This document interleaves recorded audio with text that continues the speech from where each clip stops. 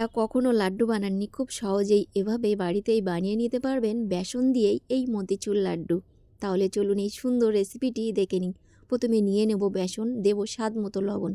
মিষ্টি খাবারে যদি লবণ পছন্দ না করেন তাহলে এটা স্কিপ করতে পারেন। এবারে অল্প অল্প করে নর্মাল জল দিয়ে খুব সুন্দর একটি স্মুথ ব্যাটার তৈরি করে নেব। ভালোভাবেই ব্যাটার তৈরি করে নেব। এই ব্যাটারটি যত সুন্দর হবে লাড্ডুটা খেতে কিন্তু ততটাই টেস্টি হবে। অনবরত এরকম নেড়ে নেড়ে ঠিক ঘনত্বটা দেখুন এমন রেখেই একটি ব্যাটার তৈরি করে নেব। এদিকে প্যানে দিয়ে দেব তেল, বেশি তেল দেব না, অল্প পরিমাণেই তেল দেব। গরম হয়ে আসলে এভাবে দিয়ে দেব। গোল করার প্রয়োজন নেই, কেননা পরে এগুলো আমাদের ভাঙতে হবে।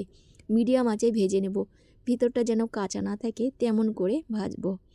বেশি মুচমুচে হবে না, আবার ভিতরটা যেন কাঁচা না থাকে, এমন পাতলা করেই দিতে হবে ব্যাটারটা। 1 মিনিটের মতো ভেজে নেব। তো দেখুন আমি কিভাবে ভেজেছি, বেশি মুচমুচে করিনি, আবার যেন ভিতরটা কাঁচা না থাকে ঠিক তেমন করেই ভেজে নিয়েছি। তো আমি একে একে সবগুলোকে ভেজে নিয়েছি। এবার একটি প্লেটে তুলে নিয়ে ঠান্ডা হয়ে গেলে এভাবে হাত দিয়ে ছোট ছোট টুকরো করে সবগুলোকেই ভেঙে নেব, কারণ এটিকে আমাদের ব্লেন্ড করতে হবে। তো আমি সবগুলোকে হাত দিয়ে টুকরো টুকরো করে কেটে নিয়েছি।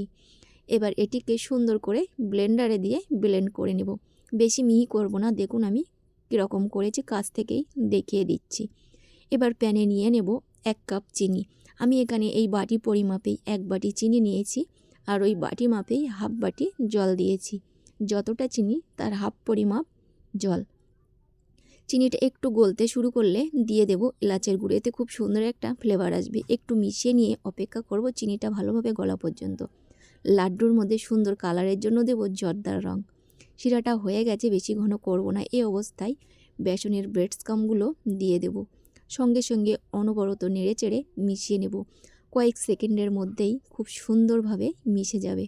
তো দেখেই বুঝতে পারছেন আমি কিন্তু একবারে দিইনি, একবারে দিলেই নাড়তে অসুবিধা হবে আর সুন্দর হবে না। অল্প অল্প করে দিয়ে খুব সুন্দর করেই আমি মিশিয়ে নিয়েছি। ঠিক এই পর্যায়ে দিয়ে দেব 2 থেকে 3 চামচ ঘি। ঘিটা কিন্তু অবশ্যই দিতে হবে, না হলে এই লাড্ডুটা খেতে একদমই ভালো লাগবে না। সব কিছুকে সুন্দর করে মিশিয়ে নিয়ে দিয়ে দেব পছন্দ মতো কিছু বাদাম। আমি এখানে দিয়েছি চীনা বাদাম আর পেস্তা বাদামকে কুচি করে। এবার সবগুলোকে মিশিয়ে নিয়ে দেখব লাড্ডুটা হয়েছে কিনা। দেখলাম হয়ে গেছে, আমি নামিয়ে একটি পাত্রে ঠান্ডা করে নিয়েছি। এবার লাড্ডুর শেপ দিয়ে নেব। এটা কিন্তু গরম থাকতে থাকতেই করতে হবে, ঠান্ডা হয়ে গেলে ঠিকঠাক হবে না। আর অবশ্যই এরকম গোল করে নেওয়ার আগে হাতে ভালোভাবে ঘি মাখিয়ে নিতে হবে। তো দেখুন আমি কত সুন্দর করে এই লাড্ডু ঝটপট বানিয়ে নিয়েছি। ডেকোরেশনের জন্য আমি ওপর থেকে কিছু পেস্তা বাদামকে কুচিয়ে দিয়ে দিয়েছি। তো দেখলেন তো কত সহজেই হয়ে গেল এই মতিচুর লাড্ডু।